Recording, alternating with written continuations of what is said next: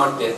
I mean, if you introspect and go back and think about various characters, you will want to be in type 7, but you'll be in type 1. Something like that. So, and when the problems arise, when they avoid conflict, when they are not concerned about, their own need, and they hesitate to make decisions. Okay, what are these aromas going, this side and that side? Then social scientists say, for example, if you are in, for example, let me put my case. If you are in 4, when creative, when the problem comes, I tend to go here 2. When there's a problem, I wanted to be caring and etc. And they say that it can be good, when if you are going against, in the sense, if you are in perfectionist discipline. So this way you relate. For example, if Shisham, they said fun-loving, adventurous. When there's a problem, you want to be a perfectionist and discipline, not always, but you wanted to be a no perfectionist. And when there's a problem, it can be good if they can become very analytical. So a combination of somebody who's fun-loving, adventurous, type 7, and then when they become analytical and objective, they can be a very successful, personality type for them. So similarly, you can relate. Somebody. I told you about Dhoni. He is result-oriented, confident. What he does, we can, he become easygoing. We can some of the examples we can see when, in the game of cricket. Dhoni, by easygoing, avoids, harmonious, but good for him if he becomes very dutiful, and he can get see other character. That's how social scientists define, 9 ways of people think and behave. If you all know how we think and behave, we can shape our leadership. We can shape how we act and behave. Okay, there's another interesting one. This is called personal branding. The 3 P's that Madhu nicely put it. About personality, projection, and perception. How do we form all these 9 traits? Generally, what happens is when we are born, we are all born with this one, the core. This is called the core. We can define human mind into 3 states. So core. There's something that we take from our parents when you are young. Things to be honest. And respect to the elders. Don't tell lies and things like that. This is inbuilt in us. Okay, this is something which you can't do anything about it. Some people, somebody who is is not good. Would have developed. This kind of characters. Maybe it all happens when the child become 5 years. Before when they become 5 years. And this is something.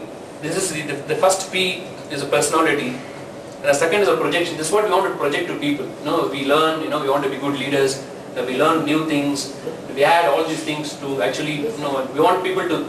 Okay, I want people to see me as a good leader. And somebody. Okay, maybe a very good media professional. I add all these things to make people think that I am a good. This is what we think. And the last one is how people perceive us. How the perception. This is a core. And this is what what we learn, what we add by experience, learning, and this is what people think.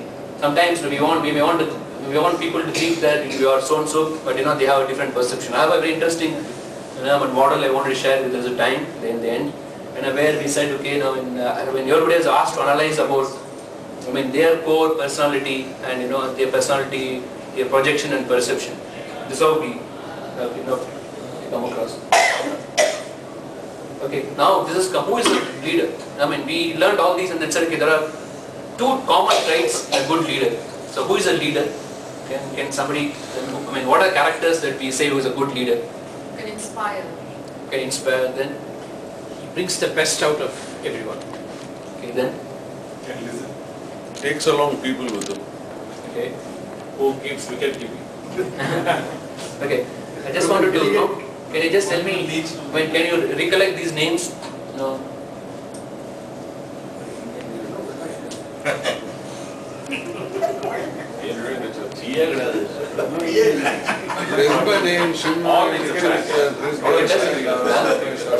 They are all West Indian cricket captains. Do you know anything missing here? West Indian cricket captain. Yes, Clive Lloyd. Why Clive Lloyd? Because he's not West Indian. He's a leader. So he won 2 World Cups. Exactly. So leaders are somebody who are breakthrough achievers. There are several leaders that you can quote, in the common trait. Winston Churchill, he won the World War II for Great Britain. So leaders are breakthrough achievers. They have something extremely which nobody has done. They get it. Clive Lloyd, a good example. And this will be something which will be very controversial. We had a lot of controversies now in the discussion. Do you think Sachin is a good leader? No. Sachin the leader? No. Why are you not a good leader? He himself says. He's too much of a leader.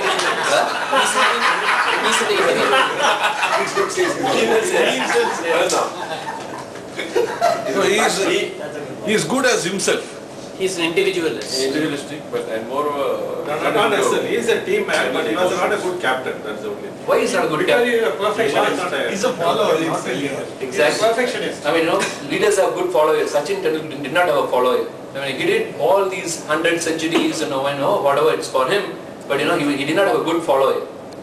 So, I mean, the leaders have two important traits of leaders, or they are breakthrough achievers. They are fantastic followers for him. So they. And every time Sachin is 100, India lost. Yeah, that's also it. Now we had discussion. When there are also the group varies. They don't agree. Sachin had good followers. I mean, now he's got followers, but he's not able to manage them. No, followers like the sense. Okay, the follower in the sense. Okay, somebody trying to emulate his style of work. There is different followership than who are actually following us from as a point of leader. A leader, he leads, and then I'm following. So it's important that good leaders should be a breakthrough achievers and they should have followers. And as a leader, we all try to do the two things: achieve something really fantastic, breakthrough achievements. Same time, create a leaders for people to take up whatever that you've done. So the combination of performance and followership that leads to a good leader. In fact, we are all in somewhere. If you put Sachin, he may be on here. Sachin may be here. Some people may be here. Some people may be here. So many followers, no breakthrough achievement. A good leader, you would want somebody who will have a fantastic leader. Clive Lloyd or Winston Churchill, they will be here in this box. So we are all different places. Somebody may be here, somebody may be here. So idea is to go towards, towards being fantastic leader and with who has got good followers.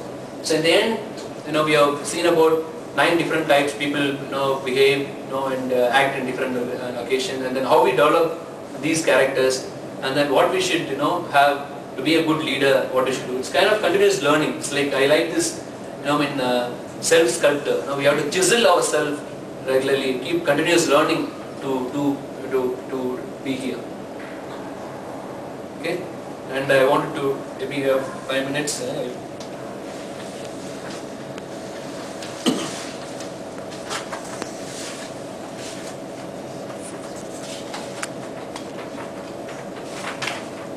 This is what the personality branding that we did.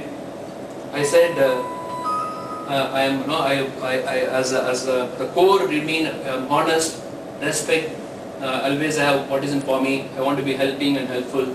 I'm creative. I want to be winner all the time. These are all something which I have learned as my core, which my parents told me. And things that I wanted to project, or I want to be seen as persuasive, I want to be seen as a go-getter, I want to be a stylish guy, I want to have fun, result-oriented achiever, confident, winner. But the kind of things that the group told me, or I'm a decent fellow, but I'm very comfortable to work with, I'm nice, I'm innocent, I'm less confident, I am approachable, I am nervous, I am sensitive, I am simple, I am down to earth. So these are the things people around within the group, they thought that, I'm trying to project this, whereas people think that I am like this. So it's kind of a continuous learning, chiseling myself, or chiseling ourselves to have the kind of projection we want to do, and then comes out from continuous learning. Thank you.